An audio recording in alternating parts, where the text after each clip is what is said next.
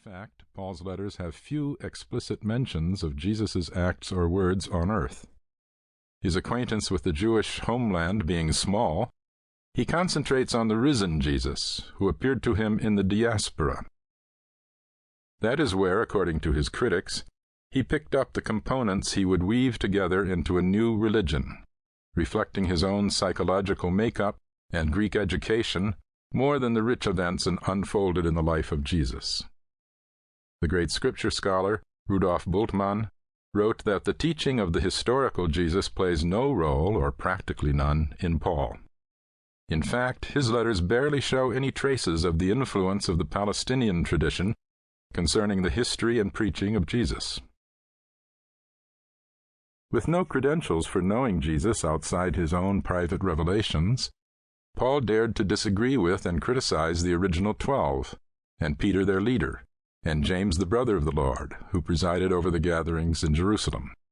He called Peter a hypocrite, one of those who maintained a pretense and did not hew to the clearly marked meaning of the revelation. He defended himself against a party of Peter in Corinth. He thought Peter had been misled by James, and he refers to the two of them as apparent pillars of the gathering in Jerusalem. As befits one setting up his own religion, Paul became, in the eyes of early critics, the father of heresies.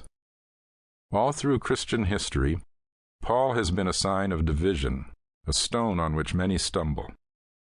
Apocryphal writings by Peter and James would charge Paul in the 2nd century with being a tool of Satan. On the other side, Marcionites from that period claimed that only Paul and the Pauline Gospel of Luke were authentically inspired. This kind of conflict was extended into the medieval use of Paul by various antinomians.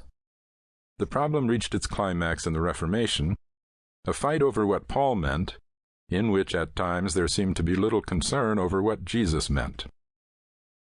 It was not enough, then, for some to claim with Wilhelm Wrede that Paul was the second founder of Christianity, second only to Jesus. He became the only founder of Christianity, leaving the misunderstood Jesus without any religion of his own. The letters. What made Paul such an apple of discord? The problem has its origin in his own words. It is sometimes said that the historical Jesus is hard to find because he left no writings of his own. Paul is hard to find precisely because he did leave writings.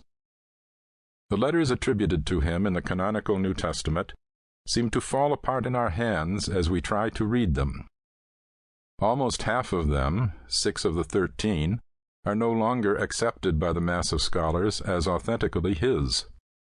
Even some of the 7 genuine ones are called composites, made up of several letters or parts of letters, since they contradict one another or even themselves. One or more letters may have been added after a first one on a papyrus roll, and then all recopied as a single letter when the rolls were recopied. Our 7 genuine letters may thus be an amalgam of anywhere from 8 to a dozen letters or parts of letters. There are, besides, lost letters that Paul explicitly refers to, or readers plausibly surmise. There may have been many earlier letters written before Paul became so well known, before his network of correspondence increasingly saw the worth of what he wrote. In 2 Corinthians it is said, his letters are impressive and strong. There were probably later letters suppressed or destroyed because they were an embarrassment to the gatherings, whence the blackout on Paul's later days and death. So we have a spotty collection of writings, with many a known or unknown gap.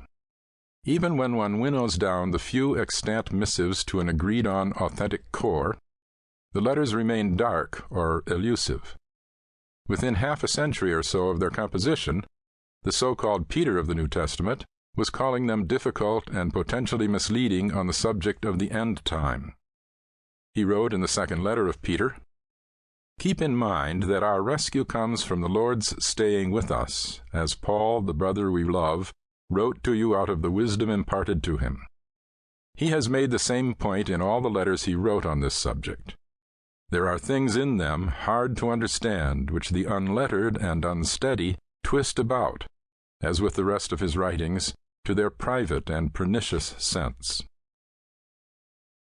It is not surprising that people should have trouble reading the letters of Paul. They are occasional writings, fired off to deal with local crises. He dictated them in the midst of various struggles, often to answer problems or refute opponents not clearly specified in his responses. We hear his raised voice without knowing what the other side was shouting. Some of the acerbic terms he uses were echoed back against now invisible critics who first used them. Wayne Meeks rightly says, "We never see pure Pauline thought being developed at leisure by its own inner logic. Rather, we see Paul always thinking under pressure, usually in the heat of controversy. The result is sometimes a lava flow of heated language, words tumbling out in self-defense or urgent exhortation. Paul is not a cool and remote philosopher, but an embattled messenger, at times, as Nietzsche said, disagreeable to himself and to others. He is a mystic and a deep theologian, but also a voluble street fighter, a man busy on many fronts, often harried, sometimes exasperated. To take on Paul is to plunge into a melee, as Donald Harmond Atkinson emphasizes. He says, Saul, as revealed in his letters, was a feral creature. He would appear in one town or city after another, sometimes leaving footprints the size of craters, at other times no marks at all save a half sentence in a later letter as the only mark of his coming and going. To the historical observer he is maddening, for he appears when least expected, and he ducks out of sight just when we think he will be most useful. Keeping up with this theological Scarlet Pimpernel can be a strenuous endeavor. To quote Atkinson again, "At times, Saul reminds one of a vice principal of a large urban high school, who has to teach a daily class in calculus to the college-bound stream. Then, as head of discipline, he breaks up a fight in the hall, and next he finds he has to fill in for a shop teacher who has gone home with a migraine. After school, he coaches the offensive line of the football team. And finally, at night, he has to appear before a special session of the city council and give a polished argument for continued funding of the art and music classes.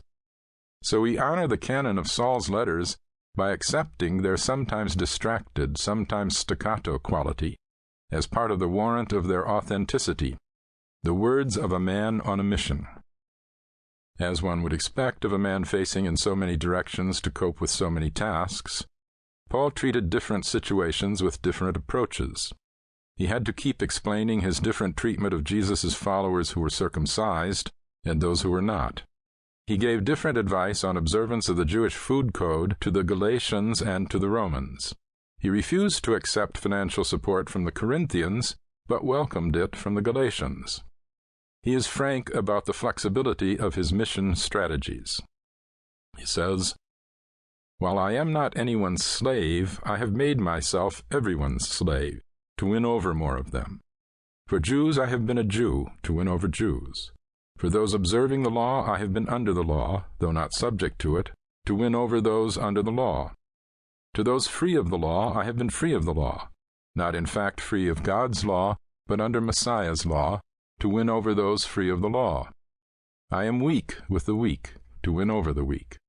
To all people I am all things, so I may in all ways rescue some of them. All I do for the sake of the revelation, that I may act along with the revelation." He gives plausible reasons, as we shall see, for these and other twists and turns, but their variety does not make him easy to follow. The best witness. No wonder many people would just as soon avoid Paul's psychodrama and go back to the pure Gospels, which do not argue about understanding Jesus, but just present him. Taking that shortcut was the obvious thing to do in the Middle Ages, when it was thought that the Gospels were written by the original followers of Jesus, who were eyewitnesses to what they set down. This led to the view that there was a primitive church true to Jesus' simple teachings, which was later contaminated by Paul's doubts and theories and wrangling. This is the Thomas Jefferson thesis. But scholarly inquiry has destroyed the idea that the Gospels have a simple biographical basis. They are sophisticated.